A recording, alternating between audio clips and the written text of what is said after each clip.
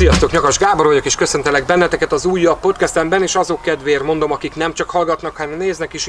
Előttem itt Quinny kutyuson fekszik, ma ő lesz velem, és ebben a podcastben arról fogok beszélni, hogy vigyétek-e magatokkal a kutyákat nyaralni, vagy sem. Ígérem, hogy nagyon rövid és velős leszek, de mielőtt belekezdünk, Gábor barátom mindig figyelmeztet, mondjam el, hogy kövessetek minket, illetve iratkozzatok fel a Branch YouTube csatornájára, és én szeretnének megkérni, hogy a Kutyaiskola Nyakas Gábor YouTube csatornájára is iratkozzatok fel.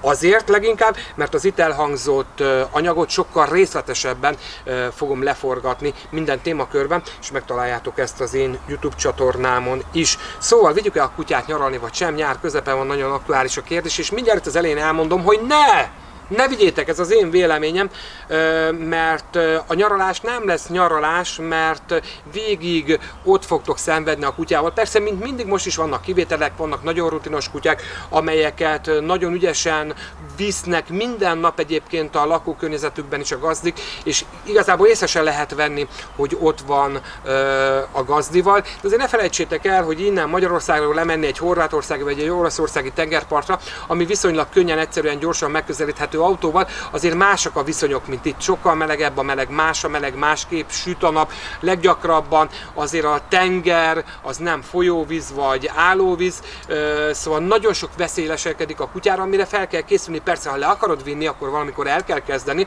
de majd erről is készítek egy részletes YouTube videót, ahol elmondom, hogy mikkel érdemes felkészülni, itt az úszó mellény, tudjon úszni, bla bla bla, a jó hely megválasztás, a GPS-es nyakörv, a megfelelő pórázhám, stb., hogy amikor kimész, legalább 3 állatorvosi címed, akivel előzőleg legalább egy e-mailt váltottál, hogyha baj van, akkor a kutyusodat meg tud neki mutatni, hogy nálad legyenek a kutyák korrelezményei, stb. De én azt mondom egyébként, hogy ne vigyétek le, hagyjátok otthon, a legjobb, ha otthon tudjátok hagyni, és tud valaki oda járni. Tudjátok, én képzek kutyakiképzőket, képzek kutyaszittereket, kutyasétáltatókat, és pontosan azért kezdtem el hosszú-hosszú évekkel ezelőtt ezeket a kutyaszittereket, kutyasétáltatókat kiképezni, mert sokkal jobban hiszek a kutyapanzió intézményénél abban, hogy otthon hagyod a kutyát. És mondom ezt úgy, hogy most is az én kutyapanziómban, kutyanapköziben forgatjuk ezt a videót, és most is van nálam vagy 5-6-7 kutya, de ja, most jól megtrollkodtok, mi, hogy nem tudja, hogy hány kutya van nála. Nem tudom, mert ugye a panziót az Orsi csinálja,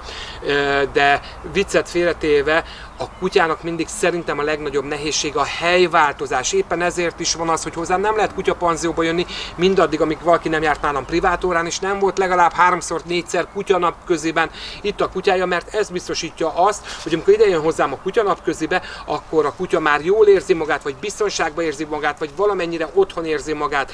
És ezért mondom azt, ha meg tudjátok tenni, hagyjátok otthon a kutyát, nem úgy, hogy figyelj Jóskám, hónap elmegyünk nyaralni, gyere már át a kutyát etetni, hanem előre tudatosan heteken, hónapon keresztül szoktassátok hozzá ismerős, barát, rokon, családtaghoz a kutyát, menjetek el vele közösen sétálni, vigyétek el együtt kutyaiskolába, tehát hogy a kutya szeresse meg, fogadja el és értse meg, hogy ő is tudja irányítani, és akkor ne felejtsétek el, hogy egyébként ha otthon marad a kutya, akkor a házra is őriz folyamatosan valaki, mert ez a valaki legalább reggel este oda fog menni, és ha valaki kiszemelni a házatokat, mondaná, hogy nem vagytok itthon, és jó kirámolja, bizony szerintem nem fogja megtenni, hogyha látja, hogy ez a valaki rendszeresen oda megy reggel este. Én ilyenkor csak azt szoktam kérni a segítőktől, hogy nem mindig reggel 7-kor meg este 7-kor menjél, mert azért ezt kifigyeli a betörő, és lehet, hogy azért a kutyát könnyen meg tudja trükközni. Szóval, hogyha kiszámíthatatlan módon megy oda valamelyest, ugye egy 2-3 órás intervallumot tart reggel este, ami a kutyának nem okoz problémát, akkor a házatok is biztonságban van. Aztán persze mindig itt is vannak kivételek, vannak olyan kutyák, akik nincsenek el egyedül, szöknek otthon,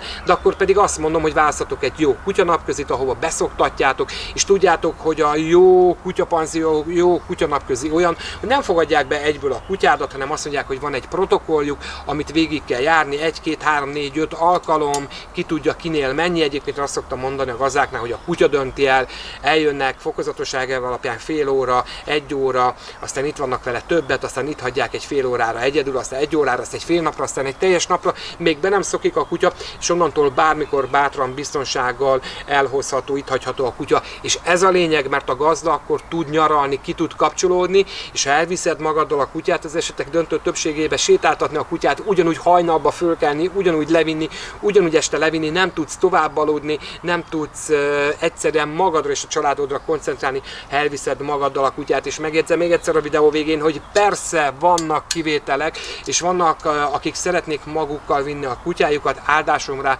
csak szoktassák hozzá őket. Én a magam részéről nem viszem el soha a kutyát magammal nyaralni, mert nekem se lesz pihenés, és neki sem.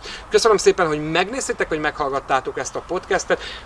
A podcast végén is kérlek benneteket, iratkozzatok fel a Brancs YouTube csatornájára, a Kutyaiskola Nyakas Gábor YouTube csatornájára. Tudjátok, azért, mert ott sokkal részletesebben beszélek és mutatom meg azt a témát, amit itt most meghallgattatok.